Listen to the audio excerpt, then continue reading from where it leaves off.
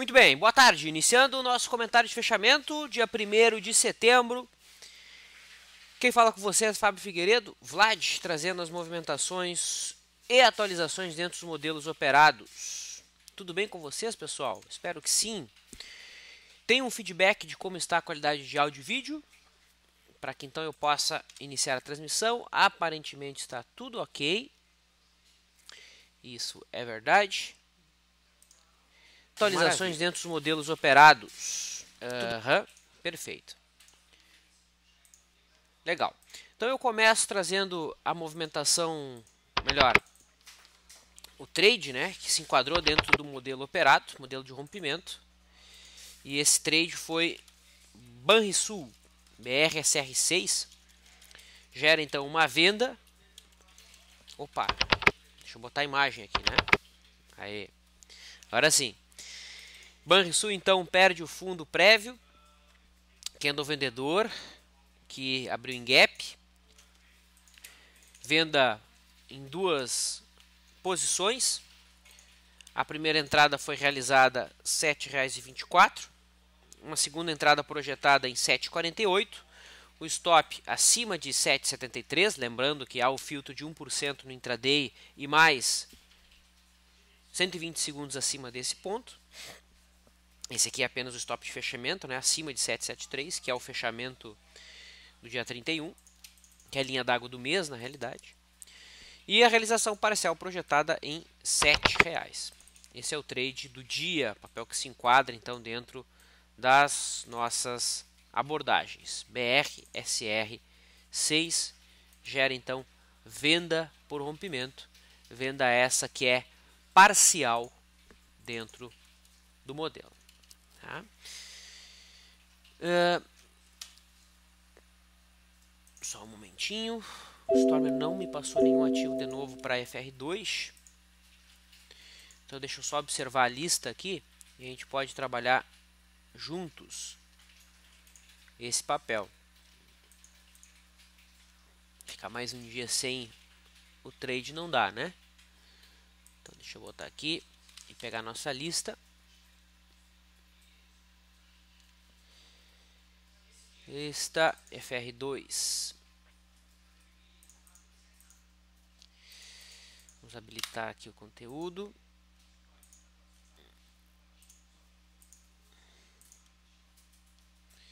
Perfeito. Então a gente tem Smiles, um papel que está gerando entrada pelo FR2. Está mais forte com o Ibovespa, é o principal papel da lista. FR2 está abaixo de 30, está abaixo de 30. Então esse é o trade. A gente pode considerar então a entrada pelo FR2 em Smiles. Então Smiles gera compra agora no leilão de fechamento. Compra a 43,47. O stop é de, deixa eu pegar a calculadora, até 5%. Então 43,47 vezes 0,95. Stop 41,29 e o alvo nas duas últimas máximas, né? Então por enquanto o alvo ficaria lá em 49,60. Alvo móvel nas últimas duas máximas. Então esse é o trade pelo FR2, compra de Smiles. Então essas são as atualizações dentro das operações operadas.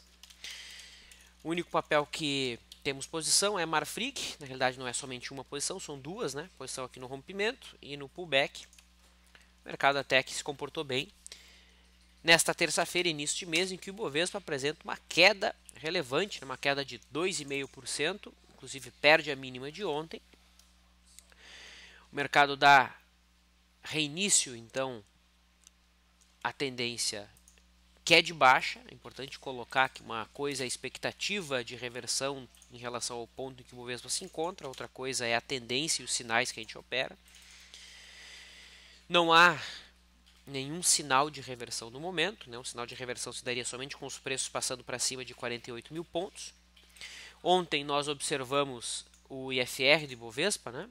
Em relação ao Advanced Breakup. A gente pediu esse movimento de queda aqui, né, para trazer o IFR até a antiga LTB rompida. Para confirmarmos esse padrão, o ideal seria que amanhã tivéssemos então um dia de alta para que o IFR virasse em cima desse ponto e aí sim, até mesmo uma possível antecipação de pivô de alta poderia acontecer aqui nesse ponto. Tá? Digo antecipação porque o pivô de alta de fato só acontece com os preços fechando acima do topo em questão, acionando um zigue-zague ascendente. Tá? Então, o Ibovespa retoma a queda e a tendência em questão. O índice futuro hoje não gerou nenhuma operação dentro do nosso modelo, marcou o fim do primeiro movimento sob a retração de 50% da perna mais longa, em cima da retração de 76,4% da perna mais curta, e ficou o dia todo de lado, não gerou nenhuma operação mais limpa dentro da nossa abordagem.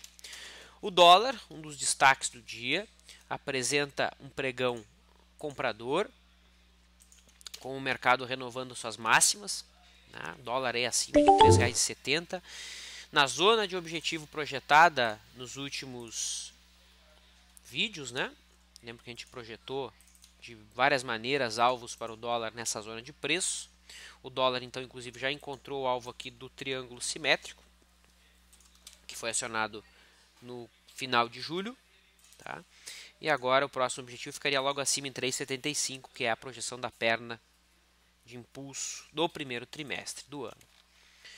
Segue o dólar, inclusive estopando quem vendeu ontem, né? Tínhamos um candle de venda aqui, né, com sombra superior. Hoje o mercado passou para cima dessa máxima, então estopou aqueles mais ousados que pensaram em montar operações de retorno à média.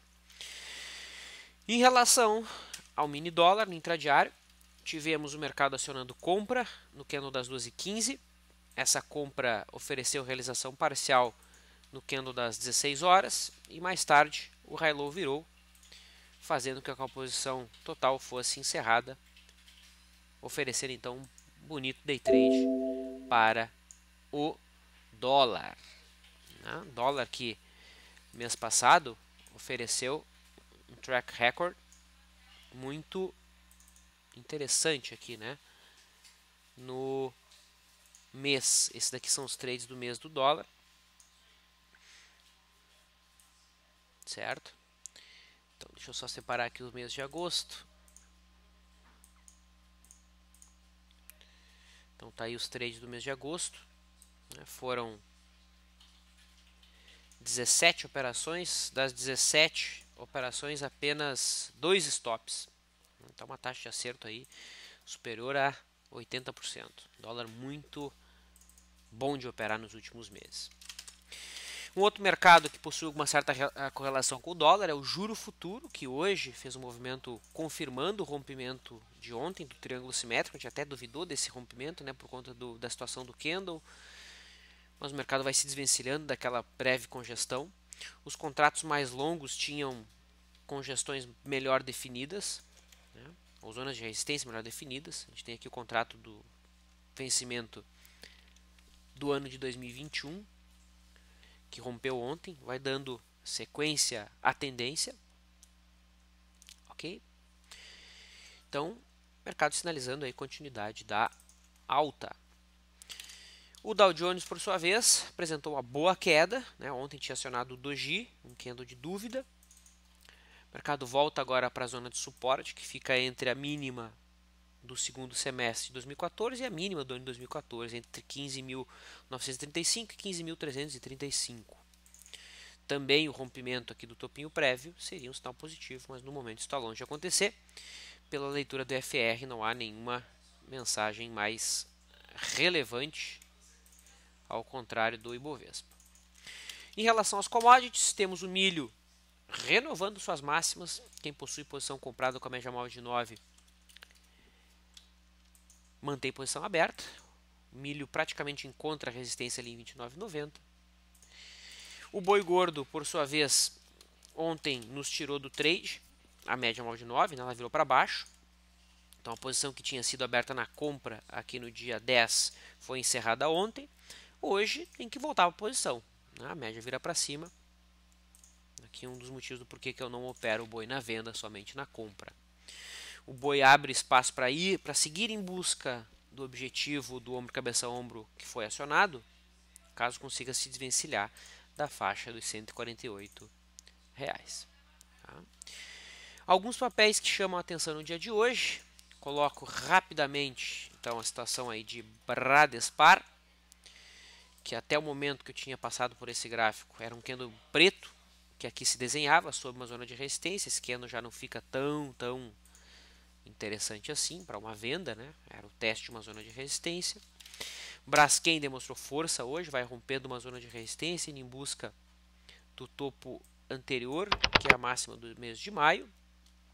Tá? BRML3 testando aí uma zona de suporte. A tendência sim é de baixa, embora há indícios aqui pelo IFR de 14 de exaustão dessa tendência descrita. Então, um indivíduo um pouco mais ousado poderia assumir a superação dessa máxima como argumento de compra, assim como aqui no dia 25 aconteceu. Cial3 deixa um candlezinho de dúvida, vou ajustar esse gráfico por conta do provento longo que Cial pagou no começo do ano, no meio do ano, melhor dizendo. Cial volta a testar um antigo topo histórico, que é a máxima do ano de 2014, também a LTA de longuíssimo prazo. Tá? Superação dessa máxima pode ser um argumento de entrada para aqueles mais ousados. Eletropaulo, um papel que a gente estava monitorando para uma venda caso o mercado fechasse abaixo do suporte. O mercado fecha abaixo, mas deixa um candle michuruca, né? Um candle pequeno, que não nos traz convicção para abrir uma posição vendida. Então, apesar do sinal vendedor, a gente apenas observa. EZTC3 também perde aí uma zona de suporte, dando sequência à tendência de baixa, com gap, volume, confirmando o rompimento. O que deixa desconfortável essa venda é o fato do mercado estar tocando em cima dessa da linha de retorno da LTB, né?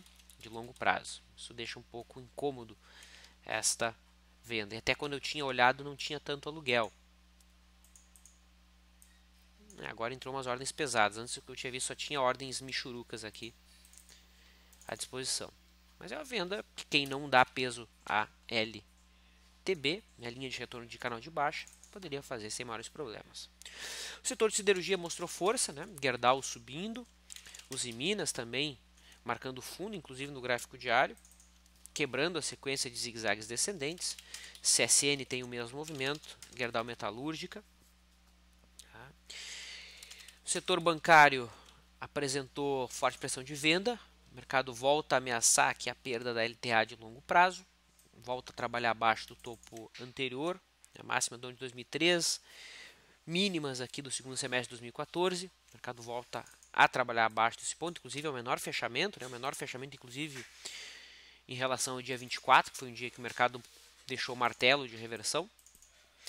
Do setor, a gente pode colocar Itube apresentando uma queda relevante, Bradesco, Smiles, que faz parte do setor, né? Também com uma queda importante. E para fechar, Petrobras, que tem um dia de queda, dentro da tendência de baixa, não chegou a perder as últimas mínimas, isso aqui pode ser argumento de venda amanhã. Sem dúvida, a média móvel de 9 volta a se alinhar aí com a direção das médias mais afastadas, mais longas. Mercado então resumido, eu posso abrir para a interação. E eu começo respondendo aqui a questão do Jonas, que faz uma ótima pergunta. Ele diz o seguinte: Vlad, qual o motivo especial que você não opera o boi na venda? Só por curiosidade. Jonas, por conta dos testes que eu realizei. Né? Na venda, o boi na média, em cima dos dados históricos, não fez pernas que compensassem o risco. Né? Dá dinheiro operar na venda? Dá dinheiro. O problema é que dá mais dinheiro operar somente na compra. Eu diminuo os meus custos operacionais e o custo do boi ele é caro. Então, quanto mais seletivo você for, melhor. Mais exigente você for, melhor. Tá? Na venda, o payoff médio dos trades não é tão alto quanto os trades na compra. Como o custo é o mesmo, automaticamente, líquido, o resultado deixa de ser interessante na venda. Mas é uma opção minha. Então eu opero somente na compra, ao contrário do milho. Milho na compra e na venda. Tá? Espera aí que eu escrevi o trade da Smiles aqui. Compra por IFR2, né? Faltou postar que é por IFR2. Senão o cara vai olhar esse gráfico aqui com o mercado socando. Meu Deus, o que o Vlad está fazendo? Tá louco comprando com o mercado fazendo um candle vendedor desse tamanho, é que FR2 não dá valor para isso, né? Então é importante não confundir. Seguindo. Vlad, poderia mostrar o dia 26/8 da sua planilha aqui do trade do dólar, justamente com o gráfico desse dia? Pergunto porque vi um prejuízo de quase 30 pontos nesse dia. Renato, eu estou postando as atualizações dos trades ali na área do site. Hoje, mais tarde, você pode visualizar. Eu estou fazendo isso hoje, tá? Estou tirando o dia todo para organizar, só que o nosso site está com um bugzinho ali, então por isso que não está disponível ainda. Assim que estiver disponível, você dá uma olhada ali, sem problemas. Gangsta, seu modelo para operar milho, compra e vende somente no fechamento? Eu opero alguns minutos antes do fechamento.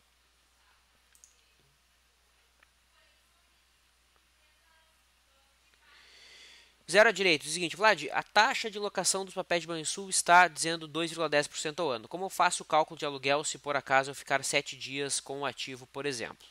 Muito simples. Como essa taxa é ao ano, você tem que descobrir essa taxa para o período de 7 dias. E aí,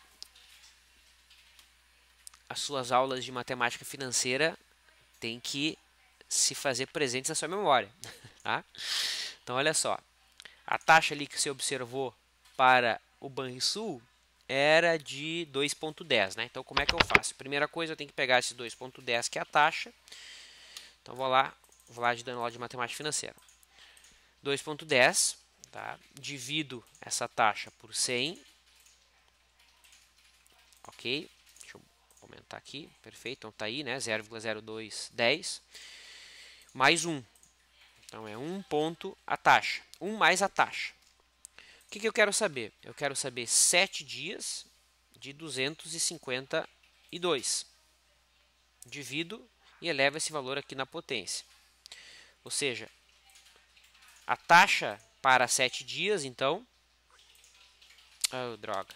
De novo. 1.0210. Eu quero saber 7 dias de 252. Elevo na potência 1 menos 100 vezes. Então tá aí. Seria 0,5%. Essa seria a tua taxa para um trade de 7 dias. Usualmente nossos trades não ultrapassam 10 dias, né? Então seria 0,05% sobre o valor do capital envolvido. Feito? Então tá aí. Entendido? Zero à direita. Lembrando que tem mais uma taxinha de R$10, se não me engano, a XP cobra, por exemplo, que é a taxa para abrir a posição. Tá? O Sunda diz o seguinte: ontem não saí do boi devido aos sinais gráficos. Não se deve seguir a média móvel cegamente, não é? Não entendi a tua pergunta. Não se deve seguir os sinais da média cegamente.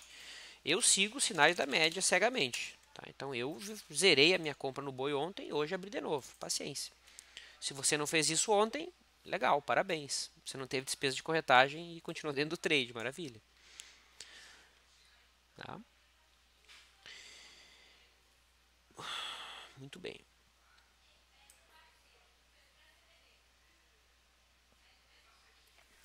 Vlad, boa tarde. Para fazer uma trava de baixa, você usa opções de compra ou de venda? Eu uso opções de compra, Tony.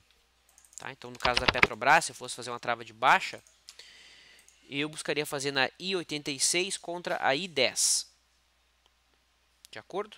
Então, I86 contra a I10, que é a opção no dinheiro. É a trava no dinheiro, melhor dizendo.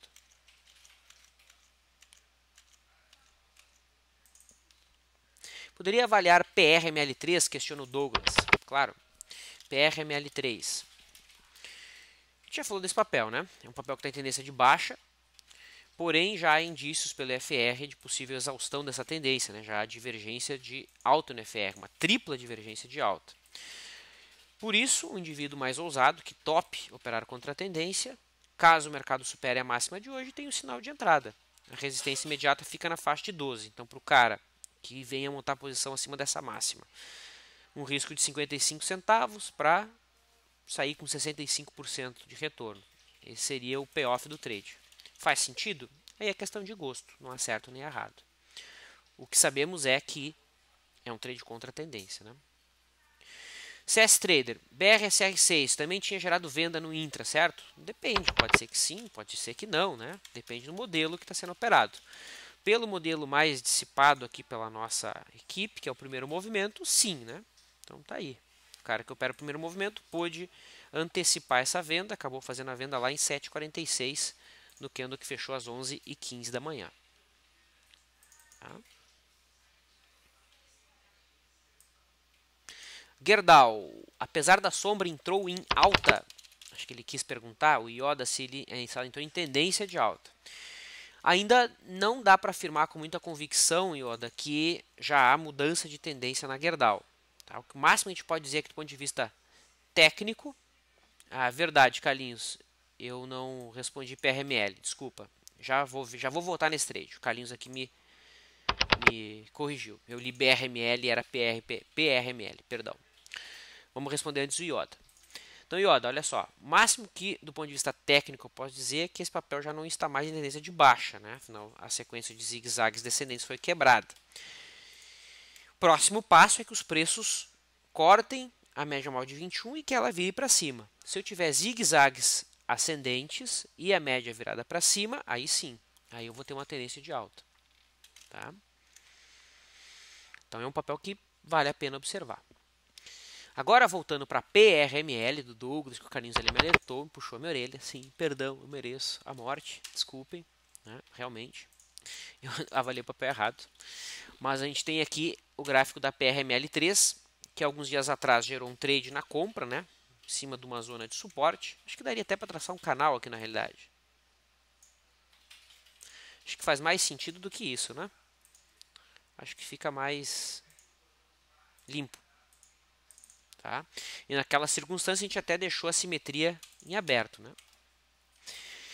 Essa simetria, esse movimento esperado em verde, ele só é desfeito, essa expectativa de movimento só é desfeita se o mercado passar para baixo dessa mínima.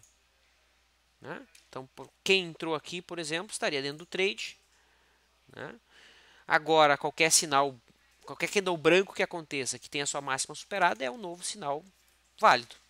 Aí eu vejo o mercado indo testar a linha de retorno do canal. Está em processo esse movimento.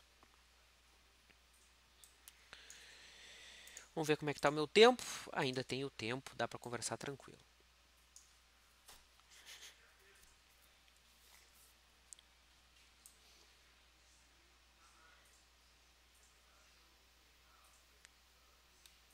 O Curioso faz uma boa pergunta. Vlad, tentei entrar no boi agora e não consegui. Poderia explicar os horários para entrar e sair no boi milho? Eu não só vou te explicar, Curioso, como eu vou te dar... Eu não vou te... Melhor dizendo, eu não vou te dar o peixe grelhadinho bonitinho. Eu vou te ensinar a pescar. Tá? Então, olha só. Tem uma planilha no nosso site que ela apresenta todos esses dados bem organizados, tá? Então, muita gente talvez não saiba disso. Logados no site, eu vou clicar logado no site, eu vou clicar aqui em materiais, planilhas, tá? E aqui existem diversas planilhas úteis para o dia a dia do trader. A planilha 3 é a planilha de mercado futuro. Então eu vou até tirar minha imagem aqui. Então aqui a planilha de margens, né? Controle de risco e mais dados. Deixa eu abrir aqui a planilha. Então aqui está ela. Eu preciso até atualizar ela para o dólar, né? Que o dólar virou o contrato agora. Então eu vou habilitar o conteúdo. Ela está linkada ao XP Pro. E ela me dá qual é o fator do contrato, quais são os vencimentos, qual é o dia do vencimento, qual é o horário de negociação. E aqui está a informação que o Curioso nos questionou. Então aqui eu tenho o horário, por exemplo, o mini índice das 9 às 6 da tarde. Né? Vamos dar uma olhadinha aqui no boi. Então eu clicando aqui no BGI, eu tenho o horário do boi. O horário do boi é das 9 horas às 16. Né? O aftermarket vai das 17h05 às 18 horas. Então aqui eu tenho a margem para day trade, a margem para posição, o tamanho do contrato, quando que vence, né? Então o vencimento aqui é mensal, os dias do vencimento, então aqui o dia útil do mês. Né? Vamos ver agora o milho. Bom, o milho CCM, né? Então aqui o CCM, vou atualizar a planilha. Fator de cálculo, cotação vezes 450, os vencimentos janeiro, março, maio, julho, setembro, novembro, vence no dia 15, horário das 9 da manhã às 15h30, até às 15h30. O after, 16h20 às 18 horas. Aqui está a cotação, a margem para day trade, margem para posição. Além disso, tem uma calculadora de risco. Então eu tenho lá meu capital de R$ 21.784, por exemplo. Tá? Vou assumir que o risco por trade que eu tolero é de 2,5%. Esse trade no índice, né? Vou fazer uma venda a 48 mil pontos com stop em 48.350. Quantos contratos eu posso operar? Ela me dá aqui, eu posso operar 7 contratos. Tá? Ah, mas eu quero operar na realidade o milho. Tá? Então o milho, esse aqui é meu mesmo capital, quero comprar 29, botar um stop a 28. Quantos contratos eu posso operar? Posso operar um contrato, um trade na compra. Ah, mas na realidade eu estou pensando em operar o dólar, né? Eu quero assumir um risco de no máximo 1%, quero comprar 3.770 e botar um stop em 3.762,5. Quantos contratos eu posso entrar? Nesse caso aqui eu posso entrar com 2 contratos. Tá? Então, é uma planilha simples, funcional, que está à disposição dos amigos. Tá? Deixa eu já atualizar ela aqui. WDOV, DOLV, tá?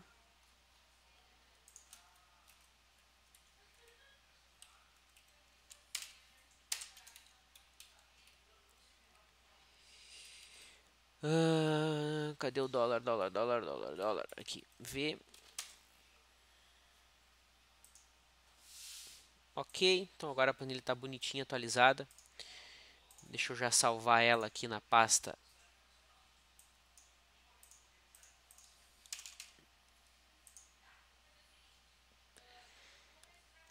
E vocês já vão poder baixar ela agora no site.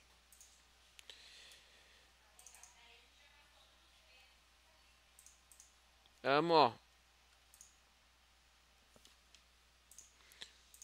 Como o pessoal está fazendo isso ao vivo agora, deixa eu já fazer upar a planilha de fato. Onde que ela está? Onde está você? Copiar.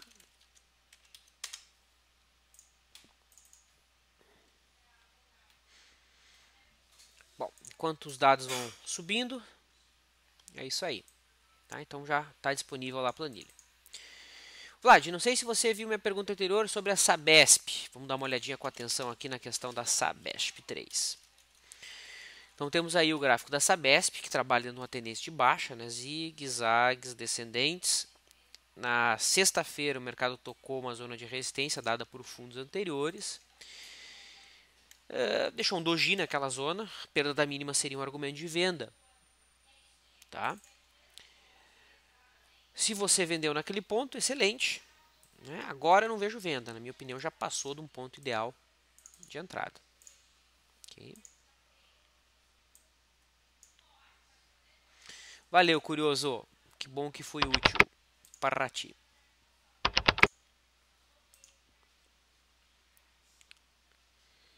Deixa eu só postar a planilha que ela não foi ainda. Eu tenho que colocar ela numa pasta específica para vocês terem acesso. Tá? Já que eu atualizei ela ao vivo.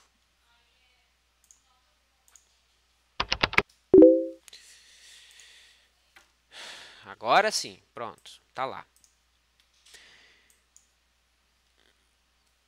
Para fechar, uma ótima pergunta do Danilo. E ele diz o seguinte: Vlad, como se opera juros futuros, contrato de DI? É uma boa pergunta, apesar de simples, Danilo. Ela muitas vezes fica sem resposta em vários chats que eu sei, né? Por aí afora. Mas aqui a gente responde. Então, o juro futuro, é importante que se diga, ele não é uma ferramenta indicada, entre aspas, indicada é muito forte, né? Ela não é uma ferramenta apropriada para a pessoa física média. Hoje no Brasil, o saldo médio de pessoa que opera em bolsa é de 50 mil reais. Tá? Esse é um dado da própria Bovespa, inclusive. Cada posição de juro futuro gira em torno de 500 mil reais. E o grande problema do juro futuro é o seguinte, é que a fórmula para calcular o contrato, ela muda todo dia. Tá? E pior ainda, se a taxa de juros está subindo, o meu PU está diminuindo. Se a taxa de juros está caindo, o meu PU está aumentando. E isso acaba por dar um nó na cabeça das pessoas. Tá? A fórmula para descobrir qual é o valor do PU, ela é relativamente simples, né? Só que ela precisa ser atualizada todo dia, porque ela leva em consideração quantos dias faltam para vencer esse contrato. E obviamente que o número de dias para vencer o contrato diminui à medida que o tempo vai passando. Tá? Deixa eu só abrir aqui o meu Excel, mas ele resolveu dar um pau pelo visto. Resolveu dar um pau. Como eu não consigo te mostrar aqui, vou ver se eu consigo escrever em texto. Então o cálculo do contrato é assim, ó, é 100 mil reais, que é o valor do PU, dividido, tá, por 1 mais a taxa, ou seja, seria 1 mais 14,44. E isso aqui eu vou levar na potência dos dias que faltam para vencer esse contrato, dividido por 252. Então, supondo que faltem 400 dias para vencer. Eu não sei quantos dias faltam. A gente pode botar no Google, né? Tem lá calculadora de dias úteis. Calculadora de dias úteis.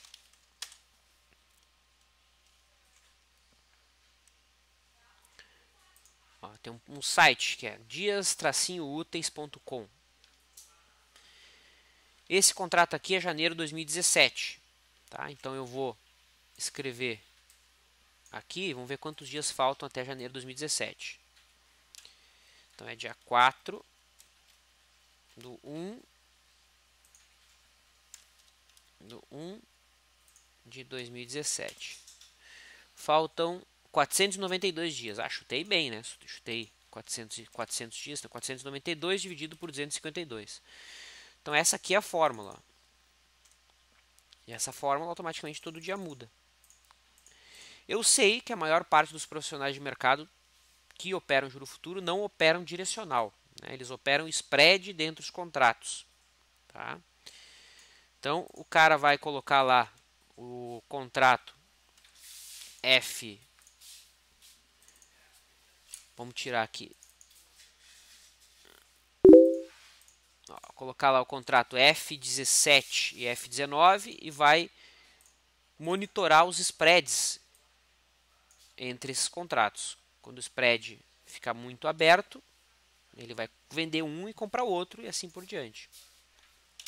Tá? Então existem técnicas, estratégias que operam exatamente a diferença entre esses spreads. Entre o spread e entre os contratos. Eu sei que a maior parte dos players operam assim. Não operam direcional. As pessoas que eu conheço, pelo menos, né? Que eu já conversei sobre juro futuro. Então, por isso que a gente não incentiva, porque a fórmula para calcular o contrato é meio complicada, todo dia muda, é uma posição grande, né? Porque são no mínimo 5 contratos, e isso acaba dando um nó na cabeça das pessoas. Legal? Então já atingi aí o meu horário, espero que tenha sido útil. Me despeço, deixo um abraço, mais tarde, Farol com o Thiago Bizzi, resumindo e trazendo uma visão mais detalhada sobre os movimentos. Aqui no fechamento a gente traz o foco para a interação e bate-papo. Até amanhã, pessoal.